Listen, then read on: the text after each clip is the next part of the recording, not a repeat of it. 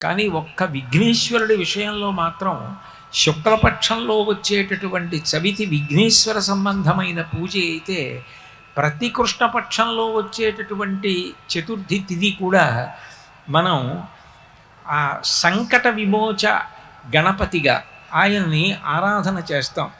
సంకటమోచ గణపతి అని చెప్పి సంకటములు నివారించేటటువంటి గణపతిగా పూజ జరుగుతుంది. కార్తీక మాసంలో మీరు పరిశీలనం చేస్తే శుక్లపక్షంలోనూ కృష్ణపక్షంలోనూ కూడా రెండు పక్షాలలోనూ కూడా ఒక తిథి నాడు గోపూజ ఉంటుంది.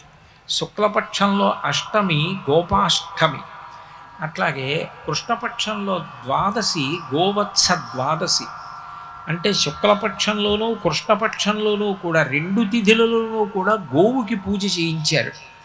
ఎందుకు పూజ చేయిస్తారు అంటే అసలు గోవు లేకపోతే సనాతన ధర్మం లేనేలేదు. సనాతన ధర్మానికి ప్రాణమంతా ఎక్కడుంటుంది అంటే అగ్ని ఆరాధనం మీద ఉంటుంది.